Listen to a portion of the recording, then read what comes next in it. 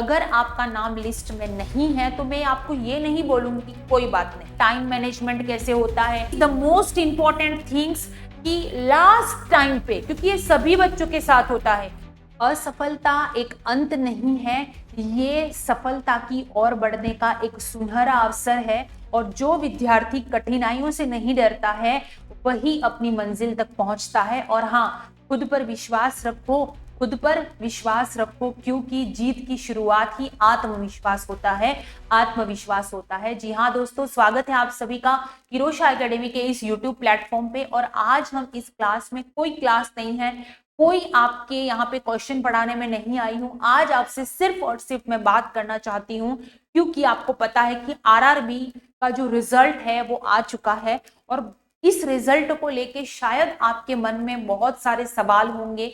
जो बच्चे सेलेक्ट हुए हैं, जिनका लिस्ट में नाम है, सबसे पहले तो उनको बहुत बहुत बधाई हो, heartly congratulation to all candidate who are selected in RRB nursing superintendent. लेकिन आज मैं उन बच्चों के बारे में बात करती हूँ जिन्होंने बहुत मेहनत की, अपनी नींद सेक्रीफाइस कर ली और न जाने कितने घंटों जिन्होंने अपनी पढ़ाई की, लेकिन फिर भी आपका नाम उस लिस्ट में ना देख के आपके मन में जो फीलिंग्स होगी, जो इमोशनल आपके मन में हुआ होगा, वो मैं समझ सकती हूँ, क्योंकि मैं भी उस दौर से या फिर उस चीज से गुजरी हूँ, कई बार गुजरी हूँ। तो आप भी इस चीज से अभी गुजर रहे होंगे।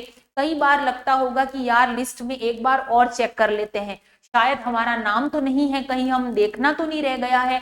ऐसा सबके साथ होता है, ये फीलिंग सभी के साथ होती है। लेकिन याद रखिएगा, अगर आपका नाम लिस्ट में नहीं है तो मैं आपको ये नहीं बोलूंगी कि कोई बात नहीं, आप गलत हुए हो या फिर आपने कहाँ पे भूल रह गई, आपसे को सुधारने का टाइम है। अभी अफसोस करने का समय नहीं है, या फिर ये नहीं सोचना है कि अब मुझसे नहीं हो पाएगा, मुझे नहीं करनी तैयारी, अब मैं नहीं कर पाऊंगी, ऐसा नहीं सोचना है। ये सिर्फ एक एग्जाम है, एग्जाम में नहीं हुआ तो कोई दिक्कत नहीं है, लेकिन आपको ये एग्जाम बहुत सारे एक्सपीरियंस देके गया होगा, बहुत सारी चीजें आपको पता चली होगी, टाइम मैनेजमेंट कैसे होता है, आरआरबी का पेपर का लेवल कैसा होता है, कैसे आपको अपनी तैयारी को और बढ़ाना चाहिए, कैसे आप उसके लिए बेटर प्रिपेयर कर सकते हैं, ये सब आपको सोचना है। तो अभी के लिए अपने माइंड को रिलैक्स रखिए, 1 दिन 2 दिन रेस्ट कीजिए, कोई प्रॉब्लम नहीं है, अपने मोबाइल को साइड में रख दीजिए और रिलैक्स होके सोचिए कि जो गलतियां या जो एक्सपीरियंस हमने अब आरआरबी को लेके हमने अनुभव किया है, वही चीज हम उसी को लेके चलेंगे और वो गलतियां हमें दोबारा नहीं करनी है। तो आप लोग 1 दिन 2 दिन रेस्ट की करिए आप, उसके बाद में आपको वापस से खड़े होना है, क्योंकि हमें तो सिलेक्शन चाहिए। और सिलेक्शन, ये तो एक एग्जाम था, कोई प्रॉब्लम नहीं है। अगर आपका लिस्ट में नाम नहीं है, इसका मतलब ये नहीं है कि आपकी तैयारी अच्छी नहीं थी, इसका मतलब ये नहीं है कि आपने प्रॉपर तरीके से नहीं पढ़ा या किसी से कम पढ़ा है, ऐसा कुछ नहीं है। सबका अपना टाइम होता है, सबकी अपनी स्ट्रेटेजी होती है, किसी का लक, किसी का मेहनत काम हो जाती है, किसी का थोड़ा टाइम लगता है। तो इसमें कोई अपने प्रॉब्लम वाली बात नहीं है, बस हमें उस एग्जाम से एक्सपीरियंस लेके अब नेक्स्ट क्या करना है उसके बारे में हमें सोचना। ठीक है, तो उसी के बारे में बात करने के लिए मैं आज आपके सामने आई हूं, क्योंकि जब हम किसी एग्जाम की प्रिपरेशन करते हैं उस टाइम कई सारा एग्जाम का प्रेशर, फैमिली प्रेशर, लोगों का प्रेशर, बहुत सारी चीजें हमारी माइंड में चलती है और जो कोई नहीं देखता है। ठीक है ना, तो फर्स्ट ऑफ आपको क्या करना है, अपने माइंड को रिलैक्स रखिए, क्योंकि तैयारी आपको करनी है, एग्जाम आपको लिखना है, तो उठना भी आपको ही होगा। ठीक है, तो करना क्या है, सबसे पहले अपने पेपर को एनालिसिस करिए। क्या करना है, पेपर एनालिसिस, पेपर एनालिसिस। अभी जो आरआरबी का आपने पेपर दिया, उस पेपर को आप सबसे पहले, पहला पॉइंट क्या होगा, आपको उसको एनालिसिस करना है। दूसरी चीज आपको क्या करनी है, कि दूसरी चीज आपको करनी है कि भाई मुझसे मिस्टेक कहां हुई, गलती कहां हुई, मैंने सवाल ढंग से नहीं पढ़े, या फिर मेरे मार्क्स कम आ गए, या कोई सब्जेक्ट में मैं रह गई, यानी कि कोई सब्जेक्ट जैसे कि कम्युनिटी, ओबीजी वगैरह, पीडिया, इनका पोर्शन क्या मैंने नहीं पढ़ा था। ये चीज आप सोचिए, अपने आप को एनालिसिस कीजिए कि कहां आपने गलतियां करी है। तीसरी चीज आपको क्या करनी है, टाइम मैनेजमेंट। क्या आप एग्जाम में टाइम मैनेजमेंट प्रॉपर तरीके से नहीं कर पाए, इस वजह से रहेगा? क्या आपका पेपर रह गया था, या आप प्रॉपर तरीके से अपने पेपर के टाइम डिवाइडेशन के अनुसार अपने पेपर को रिसीव नहीं कर पाए, क्या ये रीजन था? चौथी चीज, द मोस्ट इंपॉर्टेंट थिंग्स, कि लास्ट टाइम पे, क्योंकि ये सभी बच्चों के साथ होता है, लास्ट टाइम पे आप एग्जाम में वो रह गए या फिर आपका कॉन्फिडेंस लेवल डाउन हो गया। ठीक है, ये मोस्ट इंपॉर्टेंट चीज है कि लो कॉन्फिडेंस लेवल। और इससे क्या होता है, जब आपका कॉन्फिडेंस लो हो जाता है ना लास्ट मिनट पे किसी और को देख के, ठीक है, तो क्या होता है उस टाइम पे आप कंफ्यूज हो जाते हो। कभी हम 4 ऑप्शन देते हैं, एक ऑप्शन टिक करते हैं, उसके बाद में आपको ऐसा लगता है अरे यार ये तो गलत हो जाएगा, लास्ट मिनट में हम उस ऑप्शन को चेंज करते हैं और वो हमेशा गलत होता है। ये बात याद रखिएगा, 50% सही हो सकता है बट 50% गलत होने के चांसेस रहते हैं। आप जब भी एग्जाम देने जाए, फर्स्ट आपके माइंड में जो आया वही आपका सही आंसर है, ये याद रखिएगा हर हमेशा। तो ये 4 मिस्टेक। अब आप सोच रहे होंगे कि मैम हमें ऐसा क्यों बोल रहे हैं कि भाई हमें इन पेपर एनालाइज, हम क्या करेंगे पेपर? आधे से ऊपर बच्चे ये गलतियां करते हैं और इसी वजह से अपने सिलेक्शन से दूर रहते हैं। ठीक है, मेरे इतने सालों का अनुभव है, मैंने खुद ने भी तैयारी की है, मैंने खुद ने नर्सिंग की है, मैंने खुद ने प्रिपरेशन की है, सिलेक्शन लिए हैं, कई बार फेल भी हुई हूं। ये सभी चीजें मैं अपने एक्सपीरियंस से आपको शेयर करना, क्योंकि हर कोई होता है, कोई बंदा ऐसा नहीं है जो फर्स्ट अटेम्प्ट में या फिर जिसने कम तैयारी में जिसका सिलेक्शन हो गया, नहीं, बहुत कम। ये लक काम करता है। फिर बाकी जो मेहनत करता है, जिसने सफलता असफलताएं देखी हैं, वो अपनी सफलता भी शानदार रखता है, ये भी याद रखिएगा। तो उसी अपने एक्सपीरियंस से बोलना चाहती हूँ कि अगर आप ये गलती कर रहे हैं कि कोई भी पेपर आप देकर आए हैं, आपने उसका एनालिसिस नहीं किया है, तो ये सबसे पहली और बड़ी गलती है आपके सिलेक्शन का ना होना। ठीक है, इसीलिए अब आपको क्या करना है, आपका जो आरआरबी का पेपर हुआ है, अगर आपका लिस्ट में नाम नहीं है, अगर आपका सिलेक्शन नहीं हुआ है, तो आप उस पेपर को दोबारा देखिए और उसमें देखिए कि आपने गलतियां कहां करी, कहां पे मैं रह गई, कहां पे मेरा पॉइंट रह गया, ये देखना। आप एक बार करके देखिए, आपको इसका फायदा जरूर होगा और आप खुद मुझे बोलेंगे कि मैम रियल में हमने ये किया और इसका बेनिफिट हमें नेक्स्ट एग्जाम में मिला। देख लेना, आप ये करके देखिए, आप, मेरा खुद का अनुभव है और ये चीज आप करेंगे तो आपको खुद को जो है ये चीज बहुत ही पसंद आएगी। ठीक है, नेक्स्ट यहाँ पे बात करते हैं हम लोग कि अब आपने पेपर को सारी चीजें कर ली, अब आप सोचेंगे कि मैम आगे का अपॉर्चुनिटी क्या होगा हमारे लिए। बहुत अपॉर्चुनिटी है, डोंट वरी। तो अपॉर्चुनिटी की अगर हम बात करें यहाँ पे तो अपॉर्चुनिटी की बात करें तो देखिए आरआरबी का दोबारा एग्जाम होने वाला है 2026 में। ठीक है ना, तो उसकी प्रिपरेशन कम से कम नहीं तो 550 प्लस पोस्ट है। ठीक है, तो उसकी प्रिपरेशन आपको शुरू करनी है और सेम पैटर्न रहेगा तैयारी का। क्या करना है उसके बारे में भी बात करेंगे। दूसरा सबसे इंपॉर्टेंट चीज, आपका नेक्स्ट टारगेट जो है वो एक तो आरआरबी प्लस नॉट सेट 11, ये 2 एग्जाम, मेजर एग्जाम आपके पास में आ रहे हैं, ये भी सेंट्रल गवर्नमेंट के हैं और ये आपके लिए बहुत ही बिग वाली अपॉर्चुनिटी है नेक्स्ट पे। ठीक है, अब आगे क्या होगा नेक्स्ट की अगर मैं बात करूं, अब अपॉर्चुनिटी मैंने आपको बता दी, अब आपको क्या करना है। आप सोच रहे होंगे कि मैम नया कुछ पढ़ना है हमें, या फिर ऐसा सोच रहे होंगे कि यार ऑलरेडी जो हम पढ़ चुके हैं, या फिर हमें स्टार्टिंग से शुरू करना है। नो, आपने सारा सिलेबस कवरेज है, आपका फुल सिलेबस आपने कवरेज कर लिया है, नया कुछ भी नहीं करना है। अब करना क्या है, जो पढ़ा हुआ है उसको क्या करना है, रिवाइज करो दोबारा, उसको क्या करो, रिवीजन देना है।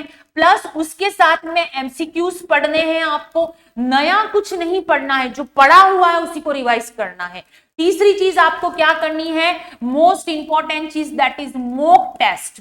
अब ये करना क्यों जरूरी है, most important MCQ and mock test ये करना इसलिए जरूरी है कि ऐसा करने से आपकी जो प्रिपरेशन का लेवल आपको पता चलेगा। टेस्ट दोगे तो आपका वीक एरिया कहां पर है ये आपको पता चलेगा, या फिर कहां पे मैंने गलतियां आगे करी है, पहले करी है और दोबारा ऐसी गलती मैं ना करूं।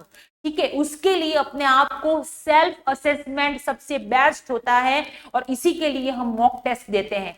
टेस्ट जितना ज्यादा दोगे, एमसीक्यू जितना ज्यादा सॉल्व करोगे, उतना ही आपका कॉन्फिडेंस लेवल बढ़ेगा।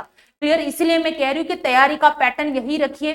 अब आप सोच रहे होंगे सबसे इंपॉर्टेंट चीज आपके माइंड में एक और सवाल आता है, क्या आता है मैं बता देती हूँ आपको, कि ये आएगा कि यार अब तो और भी बच्चे जुड़ जाएंगे, हमने तो चलो प्रिपरेशन करी है, अब नए बच्चे जुड़ेंगे उसका क्या, तो कंपटीशन तो और भी बढ़ जाएगा। बिल्कुल बढ़ेगा कंपटीशन, लेकिन उनमें भी आपका चांस पहले है। क्यों पहले है?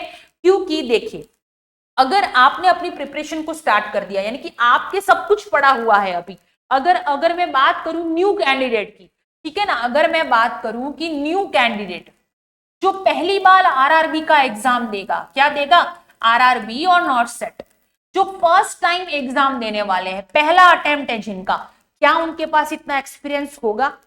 पहली बार बताइए, क्या उन्होंने पूरा, चलो पूरा सब सिलेबस पढ़ भी लिया हो, क्या टाइम मैनेजमेंट कैसे करते हैं, एग्जाम में पेपर कैसा आता है, ये एक्सपीरियंस पहले वाले को ज्यादा रहेगा या इसको? अगर आप ईमानदारी से पढ़ रहे हैं तो, ठीक है ना, कि आपको ज्यादा रहेगा बिल्कुल। और जो न्यू कैंडिडेट है उसके क्या होगा, वो पहली बार पढ़ रहा है, पहली बार एग्जाम लिख रहा है, पहली बार पैटर्न देखेगा, पहली बार एग्जाम का प्रेशर फील होगा।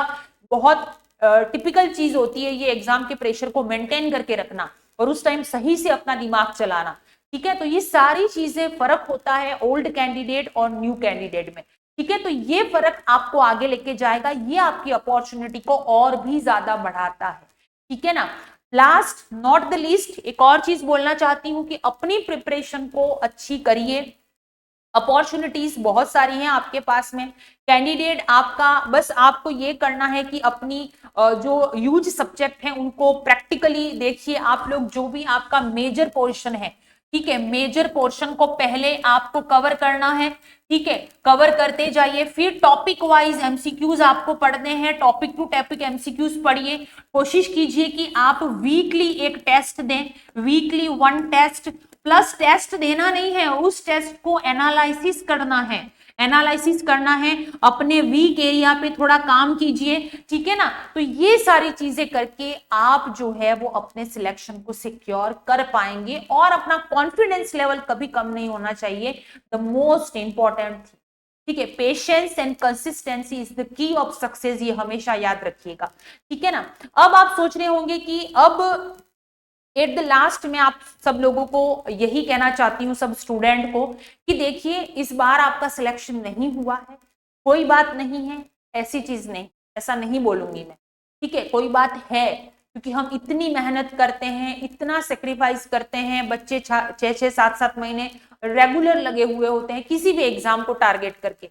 तो इसका मतलब है कि आप पूरा डेडिकेशन के साथ में आपने अपने एग्जाम को जो है वो प्रिपेयर किया था। अब दोबारा से वही चीज करनी है, दोबारा से कंप्लीट सिलेबस नहीं पढ़ना, जो पढ़ा हुआ है उसको रिवाइज करना, नया कुछ नहीं पढ़ना है, जो पढ़ा हुआ है वही रिवाइज कीजिए। बाकी डेली 6 PM को हमारी लाइव क्लासेस चलती हैं किरोशा एकेडमी की ऐप पर, जो डेडिकेटली होता है आरआरबी और नॉट सेट 11 के एग्जाम के लिए, तो आप उसको भी जरूर जरूर ज्वाइन कीजिएगा, तो इसका बेनिफिट आपको जरूर मिलेगा। उसके पैटर्न के बेस्ड पर ही बनाया गया है। बाकी नॉन नर्सिंग जो आपके आता है वो भी हम इसी चैनल पे जो है वो आपका कवर अप करवाते हैं, टीचर्स पढ़ाते हैं, तो आप हमें फॉलो कर सकते हैं। पढ़ाई करिएगा और याद रखिएगा अब बारी है कॉल टू एक्शन। इसका मतलब है कि आपको अब रुकना नहीं है, करना क्या है, अपने वापस से अपनी प्रिपरेशन को शुरू करो, वापस से वही मोटिवेशन को बना लीजिए कि नहीं, आई वांट सिलेक्शन, तो सिलेक्शन जरूर होगा। खुद पर भरोसा सबसे पहली चीज है, ये याद रखिएगा। दुनिया आप पे भरोसा करे ना करे, आपको उससे कोई लेना देना नहीं है, खुद पे खुद भरोसा करो पहले तो, कि यस मैं सिलेक्शन लूंगी। और उसके लिए करना क्या है, मेहनत तो करनी पड़ेगी, ठीक है, मेहनत करोगे तो सफलता आपके सामने जरूर आएगी, लेकिन उसके लिए कंसिस्टेंसी के साथ में पढ़ते रहिए, बस यही कहना चाहती हूँ। और नर्वस नहीं होना है, अपने आप को और पूरी तरीके से तैयार कीजिए कि नहीं, इस बार तो सिलेक्शन लेकर ही रहेंगे, जो गलतियां इस पेपर में की वो अगली पेपर में नहीं होनी चाहिए, ठीक है, इस बात का ध्यान रखिएगा। बाकी प्रिपरेशन के लिए किरोशा एकेडमी हमेशा आपके साथ हैं, तो उठा लीजिए, खड़े हो जाइए जहां पे भी बैठे हैं आप, और अपनी प्रिपरेशन को वापस से वहीं से शुरू कर दीजिए। रिवीजन करिए, मॉक टेस्ट दीजिए, एमसीक्यूज प्रैक्टिस करनी है, और ये कंप्लीट चीजें आपको किरोशा एकेडमी की ऐप पर मिल जाएंगी। बाकी आप हमारे ऑफिशियल नंबर पे हमें कांटेक्ट कर सकते हैं फॉर एनी क्वेरी। और रोज शाम को लाइव क्लास होती है 6 बजे आरआरबी के डेडिकेटेड, तो आप उसको जरूर ज्वाइन कीजिएगा। Thank you very much.